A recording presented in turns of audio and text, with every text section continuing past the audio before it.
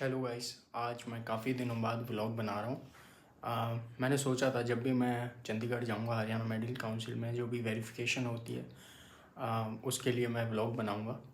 वैसे तो मुझे हरियाणा मेडिकल काउंसिल में नहीं जाना, मतलब प्रॉपर एड्रेस वो नहीं है। उन्होंने कोई एक वेन्यू चूज़ करा है जहाँ पे फ़िज़िकल वेरिफिकेशन होनी है, क्योंकि 150 बच्चे के आसपास है। वो हरियाणा मेडिकल काउंसिल का जो छोटा सा ऑफिस है वहाँ नहीं हो पाएगा। उन्होंने एक डेडिकेटेड एक हॉल है, वहाँ पे उन्होंने करवा रहे हैं, तो वहीं पे जाना है। सेक्टर 1 में कोई हाउस है, वहाँ ही जाएंगे सबके सब स्टूडेंट्स। अभी देखो 3:30 हो रहे हैं सुबह के। मैं बहुत जल्दी उठ गया हूँ। अभी थोड़ा बहुत फ्रेश होता हूँ, ब्रश करता हूँ, नहाता हूँ और कपड़े चेंज करके आगे की जर्नी दिखाता हूँ, क्योंकि जो रिपोर्टिंग टाइम है ना वो भी 10 बजे के आसपास का है। और एक बात और बता देता हूँ कि अब उधर जो बच्चे हैं ना उनको ना मेरिट लिस्ट के हिसाब से बुलाएंगे। तो ऐसा नहीं है कि जो जल्दी पहुँच गया तो उसका पहला हो जाएगा, नहीं, मेरिट लिस्ट के हिसाब से। मेरा 27वीं रैंक है तो हरियाणा में, तो जितने भी 150 बच्चों में से मेरी 27वीं उधर पहुँचेगी। और गाड़ी से जा रहे हैं हम यार, तो 4-5 घंटे लग जाएंगे यहाँ फरीदाबाद से चंडीगढ़ पहुँचने में। तो अभी हम निकलेंगे 4-4:30 बजे के आसपास। तो एक बार अभी मैं तैयार हो जाता हूँ, आगे की जो भी जर्नी होगी उसको सबको मैं आपको रिकॉर्ड करके दिखाता हूँ। तो अभी मैं हो चुका हूँ तैयार, मैंने कपड़े भी चेंज कर लिए हैं, थोड़ा बहुत एक ब्लैक कॉफ़ी पी ली थी और 3 अंडे खा लिए थे। अब मैं तैयार हूँ। अभी बस 4:30 के आसपास बज रहे हैं, 1 घंटा लग गया होगा। अब हम निकलने वाले हैं कुछ ही देर में। और जो भी रास्ते की वीडियो होगी उसको मैं तो क्या ही दिखाऊंगा, अंधेरा अंधेरा हो रहा है। जहाँ पे भी कोई इंपॉर्टेंट लैंडमार्क होगा ना वो आपको मैं बीच में दिखाता रहूँगा। बाकी क्योंकि मुझे फ़ोन की बैटरी भी बचानी है, चार्जर साथ में ले जाता हूँ। और जो उधर का माहौल होएगा ना, जहाँ पे जो भी सेंटर है उसमें जैसे चेकिंग हो रही होगी, कैसे होती है, क्या होता है, वो सब भी आपको मैं हाथ के हाथ दिखा दूँगा। तो बने रहिए वीडियो में। देखो भाई, सोनीपत और पानीपत वाले रास्ते में सबसे ज़्यादा पोल्यूशन है, हद से ज़्यादा। दूर दूर तक कुछ नहीं दिखाई दे रहा। कोई फ़ॉरेन से आएगा उससे लगेगा कि ये फॉग है, पर ये फॉग नहीं है। जून का महीना चल रहा है, ये सारा पोल्यूशन है जितना भी सफ़ेद सफ़ेद दिखाई दे रहा है। इधर एक पेट्रोल पंप पे रुके हैं, बस करनाल पहुंचने ही वाले हैं। इधर टॉयलेट वगैरह करी थी, तो थोड़ा ही देर का रह गया है। जो इधर चंडीगढ़ में कम से कम मेरे हिसाब से 3.5 घंटे के आसपास और लग जाएंगे। और जैसे भी उधर पहुंचेंगे वो आगे की मैं आपको दिखाता हूँ। इधर से 2 कप चाय लिए और एक गिलास पानी का लिया है।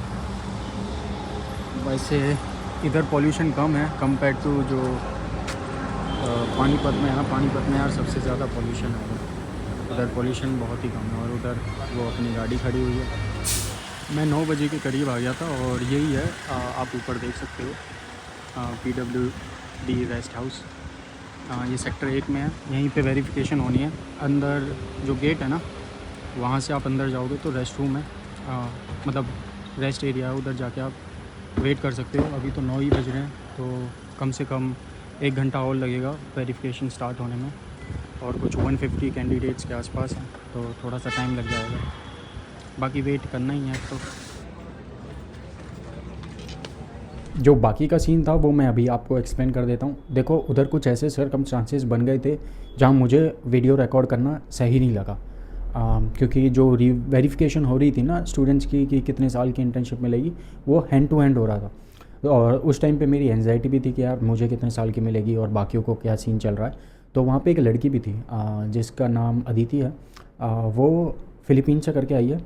एंड उसका जो ड्यूरेशन है वो ऑब्वियसली 54 मंथ्स से कम है। तो उन्होंने उस लड़की से ही स्टार्ट करा था। देखो सबसे पहले जब 10 बजे चालू हुई थी ना, तो 1 घंटे के 1.5 घंटे के आसपास तो इन्होंने किसी के लिए भी कोई प्रॉब्लम क्रिएट नहीं करी। आपका कंपनसेशन देख रहे थे और आपको मूव ऑन कर रहे थे कि हाँ 1 साल की इंटर्नशिप है, ये मानते हुए कि आपका जो लास्ट ईयर था ना वो ऑफलाइन होना चाहिए। फिर उसके बाद ना ब्रेक हुआ और एक चीज़ और बता देता हूँ, पहले तो जो बच्चे 10 बजे के आसपास जब चालू हुई थी ना वेरिफिकेशन, तो वहाँ पे बहुत सारे बच्चे ना विदाउट एनी कोई ऑर्डर, ऐसा कुछ नहीं था कि सीरियल नंबर के हिसाब से सब बच्चे जा रहे थे। बच्चे उस PWD रेस्ट हाउस के अंदर गए थे, तो उन्होंने ना फिर से हमसे ट्रैवल हिस्ट्री लिखवाई थी, और जबकि ये हमसे 2 बार करवा चुके हैं ये सेम एक्टिविटी। जब आप HMC वेबसाइट पे काउंसलिंग के लिए रजिस्टर करते हो ना, वहाँ पे भी 2 बार आपको 2 अलग अलग टाइप की ट्रैवल हिस्ट्री मेंशन करनी होती है। ये जब हम फिर से उधर गए ना PW रेस्ट हाउस में, वहाँ पे हमें फिर से ये भरना पड़ा ट्रैवल हिस्ट्री वाला, और अपनी सारी डिटेल्स की, कितने सेमेस्टर ऑनलाइन थे, कितने ऑफलाइन थे, ब्ला ब्ला ब्ला। फिर उसके बाद जैसे मैं कह रहा था कि 10 बजे के आसपास उन्होंने 10:30 बजे के आसपास चालू कर दिया था, तो वहाँ पे जो भी बच्चा पहले पहुँच गया ना, तो उसका वेरिफिकेशन होकर फटाफट कर दिया, और जब तक कोई प्रॉब्लम भी नहीं हुई थी, सबको 1-1 साल की दे रहे थे, ना कुछ बोल रहे थे। फिर क्या हुआ, 11:30 बजे या 12 बजे के आसपास उन्होंने बोल दिया कि अब हम सीरियल नंबर के हिसाब से लेंगे, और वहाँ पे ना जो HMC के प्रेसिडेंट थे वो भी आ गए थे, रजिस्ट्रार भी थे, और उनके साथ में एक और थे। अब वो कौन थे वो मैं उनको जानता नहीं हूँ। तो अब इसके बाद जितने भी बच्चों का होने लगा था ना, तो मेरी उनसे इतनी बात नहीं हुई थी। तो जब मेरी बारी आई ना वेरिफिकेशन, तो उन्होंने मेरा नाम लिया था, आपकी एक फ़ाइल बनती है, उसमें से जितने भी आपने डॉक्यूमेंट्स HMC को भेजे होते हैं ना, वही सारे उसमें डॉक्यूमेंट्स होते हैं। और फिर वहाँ पे जाके उन्होंने मुझसे ये पूछा, आपके कितने साल ऑनलाइन थे, कितने साल ऑफलाइन थे, आपके पास कंपनसेशन है कि नहीं है। तो जो रजिस्ट्रार थे ना, उन्होंने मुझसे एक बात कही थी कि ये वाला जो कंपनसेशन है, इसको तो हम मानते ही नहीं है।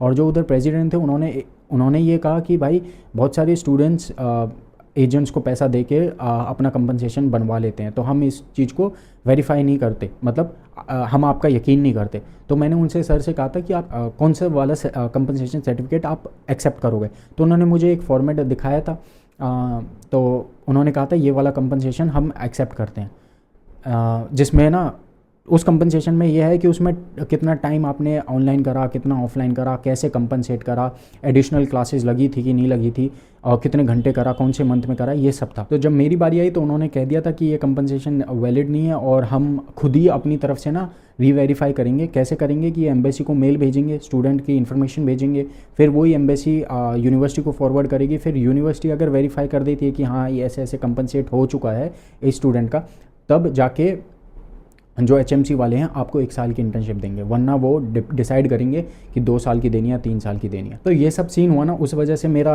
जो माइंड था वो बहुत ज़्यादा डाइवर्टेड हो गया, और मेरा मूड ऑफ हो गया था। तो फिर मैंने उधर रुकना भी सही नहीं समझा, क्योंकि वहाँ पे बहुत सारे स्टूडेंट्स थे जो मुझे इंस्टाग्राम पे फॉलो करते हैं।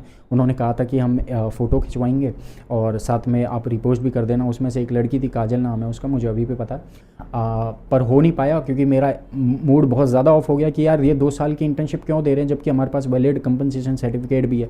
पर देखो अभी तक तो उन्होंने जितने भी स्टूडेंट्स थे ना, 99% ऑफ स्टूडेंट्स मैं कह सकता हूँ, उनको 1 ईयर की इंटर्नशिप ही दी है। बोला आपको जो आपका कंपनसेशन सर्टिफिकेट है इसको रीवेरीफाई करेंगे, अगर ये सही होगा तो 1 साल की देंगे, नहीं तो वो एक्सटेंड कर सकते हैं। तो जब तक हमारा प्रोविजनल रजिस्ट्रेशन नहीं होता, तब तक हमें नहीं पता चलेगा कि कितने साल की इंटर्नशिप मिली है। जो हरियाणा के रेजिडेंट हैं, जो स्टूडेंट्स हैं, और जो हरियाणा में इंटर्नशिप करना चाह रहे हैं, देखो मैं आपको अभी से ही वार्निंग दे देता हूँ, अगर आपकी ग्रेजुएशन होने वाली है तो प्लीज़ मेक श्योर कि जो आपका कंपनसेशन सर्टिफिकेट है, अगर ऑनलाइन हुई हैं आपकी क्लासेस, तो उसमें ना मंथ्स, टाइम पीरियड, डेट वगैरह सब मेंशन हो, कौन सा ऑफलाइन था, कौन सा ऑनलाइन था, सब कुछ, और कैसे कंपनसेट करा है, कितने घंटे करा है, ये सारी डिटेल होगी ना। जितना आपके पास एक प्रॉपरली आप डॉक्यूमेंटेड चीज़ों लाओगे उनके पास, उनको प्रेजेंट करोगे, उतना ही आपके लिए ईजी होगा। नहीं तो उनको 1% भी दया नहीं आती है स्टूडेंट पे।